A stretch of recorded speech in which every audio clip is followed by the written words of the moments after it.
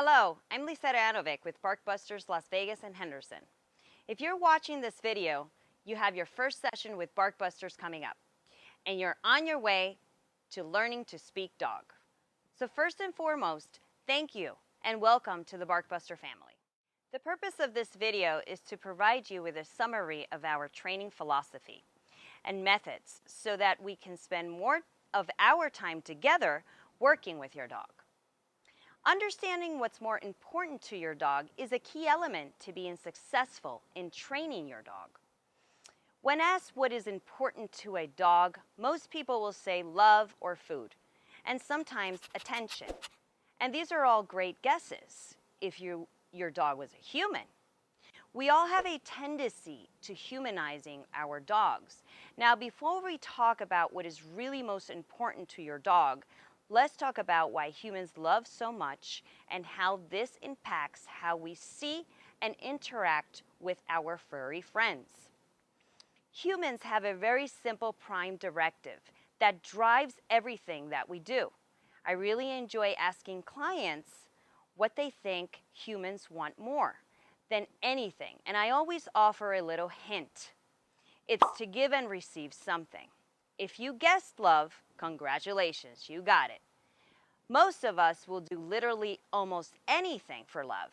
We build our lives around it. Dating, marriage, having kids, and more of all revolve around our need to give and receive love. Dogs are pretty amazing when it comes to giving and receiving love, so they fit like a perfect little puzzle piece in our world. Because they are so good at it, we naturally assume it's what is most important to them, but it's not. Dogs do have a prime directive that drives their behavior above all else, and that prime directive is safety and security. Dogs will do almost anything to feel safe. This doesn't mean dogs are not motivated by love. They definitely are. They are just more motivated by safety and security. I see this all at the same time when I work with dogs that have aggression issues. Here's a quick example. I worked with a husband and wife who had two pit bulls and an American bulldog that had lived together in a total of harmony for about 6 years. They slept in the same bed, they shared the same couch, they groomed each other, shared toys, and never displayed anything other than love for each other. I was contacted by Lisa when two of her dogs nearly killed each other in a vicious fight. Her dogs were in a surgery when she called, and the vet told them they couldn't go home together or they would kill each other. So what changed? Why would dogs love each other so much and suddenly fight with each other intensively? Well, just prior to the fight, Jim and Lisa both got new jobs. Lisa became pregnant, and they moved into a new home. These are all exciting and positive, life-changing, but they understandably caused Jim and Lisa to spend less time with their dogs. To the dogs, this meant that the leaders that were once present in their lives were no longer leading, which left the dogs feeling unsafe, because the leader of the pack is literally the walking embodiment of safety and security in a dog's life. In order to resolve this problem, the dogs needed to select a new leader so that the pack could once again feel safe. In order to determine who would lead the dogs, they were willing to fight to the death, even though they did love each other very much. So how did we resolve this problem? We worked with Jim and Lisa to reestablish them as leaders of the pack. It's been a couple of years now since we worked with them, and the dogs have been wonderful ever since then, and we didn't even use physical methods like shock collars, prong collars, or alpha rolling to accomplish this. We just taught Jim and Lisa how to communicate with their dogs, to establish leadership and set of rules that they understand. This is a clear example of how strong the need for a feeling of safety and security is for your dog. So how does it impact how we train your dogs? It means that the greatest gift you can give a dog is not love. It is a profound sense of safety and security. Our goal is to become the walking embodiment of safety and security in your dog's life. That doesn't mean you can't incredibly loving and your dog won't incredibly love you back in return.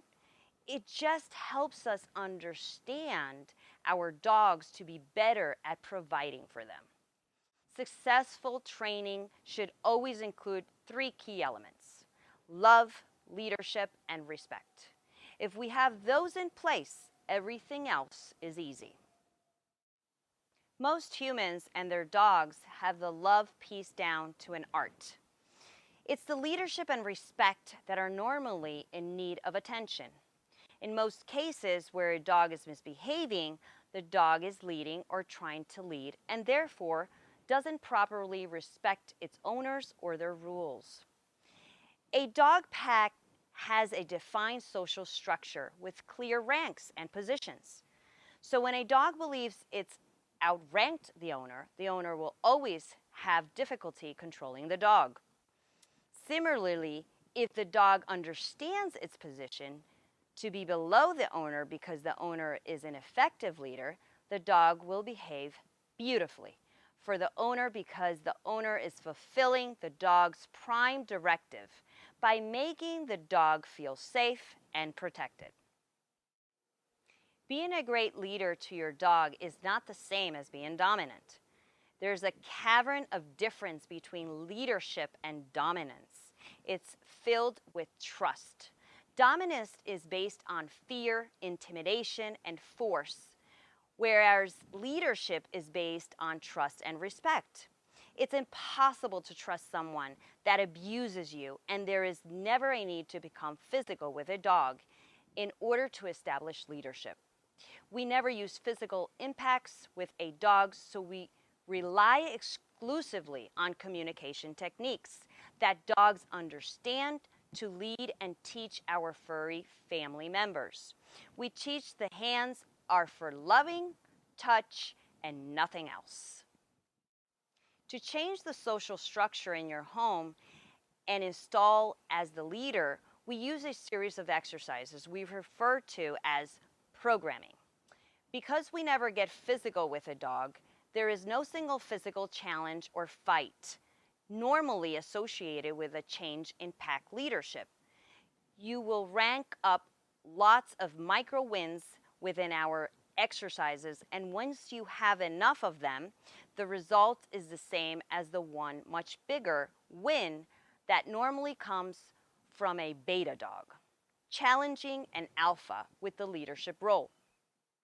Once your dog sees you as a leader, we want to make sure you don't unwittingly hand back the leadership reins to your dog when they try to get them back. Your dog will test your leadership, not because they're a stinker or trying to be difficult. It's literally hard-coded into their DNA. And for the most part, they don't even know they are doing it. We'll teach you how to recognize these leadership tests and to engage your dog in a way that doesn't distort the dog's view of the social order in your home. Once your dog is looking at you as a leader after the initial programming exercises, we will work with you to teach your dog a set of rules to follow or a code of conduct. Well-behaved dogs follow rules, while obedient dogs follow commands. Hi, I'm Derek Yanovic. It is crucial to understand that your dogs are associative learners, meaning that they are only capable of learning in the moment. If your dog has an issue with jumping up, the only time it's possible to teach him not to jump up is while he's jumping up. We can't sit Rover down and simply say, listen, Rover, we need to talk about this jumping up stuff. It's not working for us. It really bothers us and our guests, and we'd like you to stop doing it altogether. Of course, Rover would have no idea what we're talking about and not understand. However, if while he's jumping up, you can tell him he is wrong in a way he respects and understands, and you tell him he is right as soon as his feet hit the floor, he will almost immediately understand that your rule is no jumping from that point moving forward. So the key is to be effective in being able to show and guide Rover what is and what isn't allowable behavior in any given situation. Humans love to use human communication and human learning methods when training dogs. The problem is that Rover is not a human. Think about some of the ways we normally train dogs. We use words with an animal that has no capacities for spoken language, and we use hand signals with an animal that has no hands. And then we expect them to catch right on. Doesn't work so well. You might be thinking, what about the treat training? How does that work? Think about any nature documentary that you've seen about wild dogs, wolves, coyotes, or domestic dogs. Have you ever seen a mother trying to bribe her pups with food to get them to change behavior? Doesn't happen. I haven't either. Because dogs don't speak English, don't have hands, and don't naturally learn through bribery, we don't use these methods. Imagine if we came into your home and started speaking to you in a foreign language that you don't understand. It would be very difficult to teach you, and we'd all get very frustrated quickly. Chances are you've been speaking English to your dog, commands, sit, stay, down, heel, which to him is a foreign language. He speaks dog, making it very difficult for him to understand the rules you want him to follow. By the way, it's your rules, your house. You establish that, and we enforce. By speaking dog, you will have common language with your dog, opening up a new world of learning and possibilities. During your lesson, we'll teach you how to read your dog's body language and to communicate right and wrong to your dog effectively. We'll then start working with you and your dog to teach them the rules they need to know and follow. You will be amazed at how fast they learn when you use their language instead of human language and their natural learning system, body language, tone, as mentioned before. It's not uncommon for a dog to learn a rule in under a minute. Very simple. Contrast that with how long it takes for a dog to learn commands, which can take hours, if not weeks or longer, because you're not speaking their language. Once we have taught your dog the rules he or she needs to follow, we'll provide you with a list of daily exercises to reinforce those rules so that your dog learns to follow the rules out of habit instead of out of just repetitious commands and human language. Just as with humans, dogs need repetition to change a habit. I often use human driving habits as an example of how repetition is essential to change a behavior. Imagine we came to your home for a driving lesson.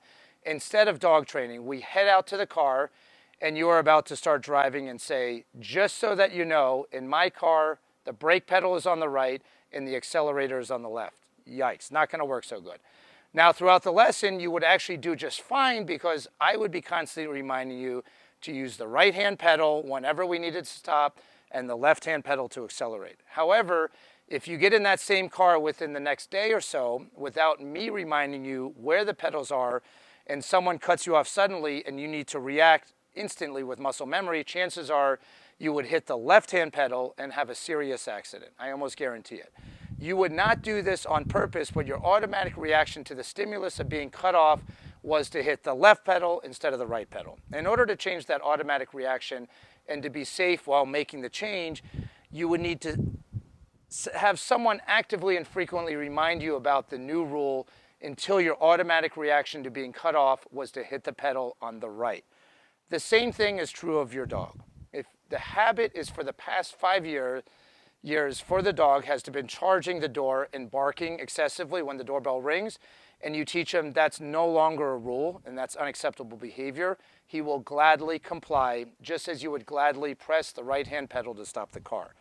However, to make this decision automatic and the reaction with no required guidance or input, you will need to repeat teaching the rules many times. That's the follow-through of your homework.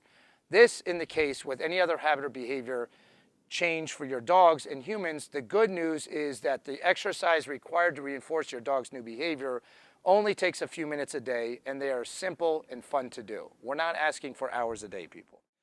Thanks for taking the time to watch this video. Please also remember to print out and read the attachment in the email that's contained within the video link.